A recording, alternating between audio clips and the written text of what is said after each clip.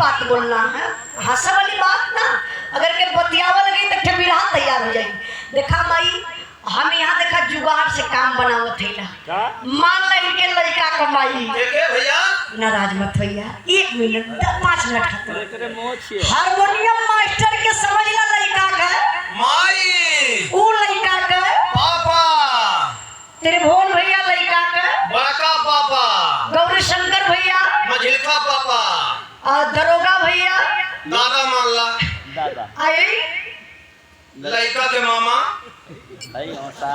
ई लड़का का मामा अब तू लड़का का मौसा।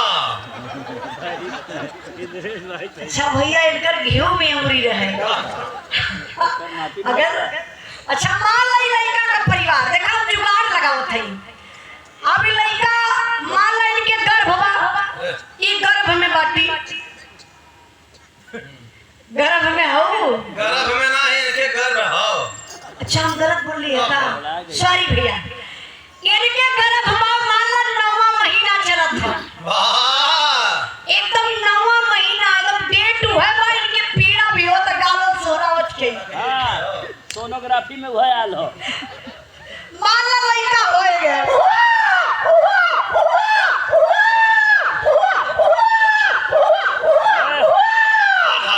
बड़ा रोवत था। फिर रोथ ने पुलवा धरा देखा।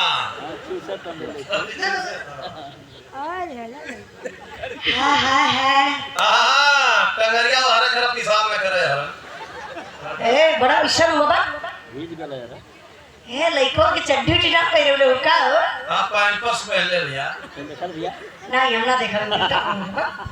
अरे लल्ला लल्ला बड़ा कमजोर हो। हां सपवासा तो ना हो ऑपरेशन वाला है ई कहिया करहल है।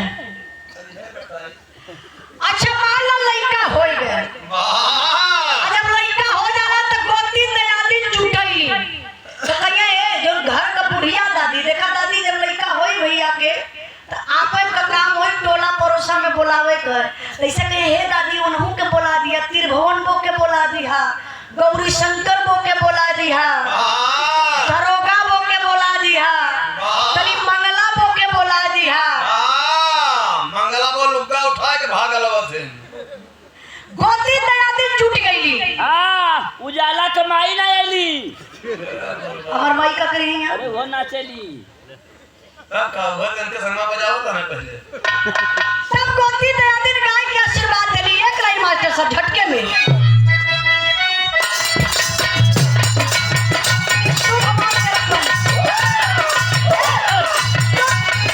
भाई दूर हो चलिए रोवत है बड़ी फुहार बा कि पियावे के ना खियावे के हर बुनियन पे हाथ हरदम रहेला। गोती दयादी ने गावे नी का कहानी है जोगा जोगा जी रे तोरा लाला हो भवाना भागे भागे जागला हो मोरे लाला ना हो मोरे लाला ना जोगा जोगा जी रे तोरा लाला हो भवाना भागे भागे जागला हो मोरे लाला ना जोगा जोगा जी रे तोरा लाला हो भवाना भागे भागे जागला। लड़का का बड़का पापा गौरी शंकर भैया के तरफ से 100 रुपया का पुरस्कार निकालल लड़का के माई के दे दिया। अरे खाई नहीं पारले बिस्कुट बड़ी लज्जाई बा। लड़का देखा तो लारी हाथ छुआवत हमार स्टिकुल भीग गेल कपड़ा।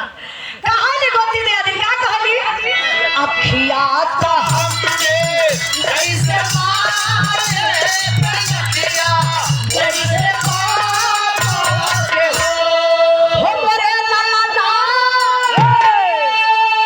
हो मोरे लाला ना मोहा सुना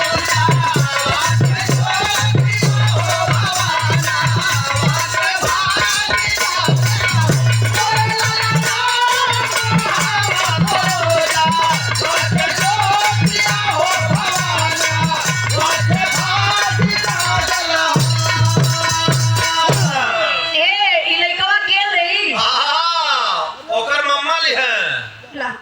ला अम्मा हाँ अच्छा देखी सोहर हो गई शुभ भइल है वो बिरहा में और बिरहा में गलो का कहत बा? हाँ, वो मैं उसको हाँ, मैं महीना चला अच्छा देखी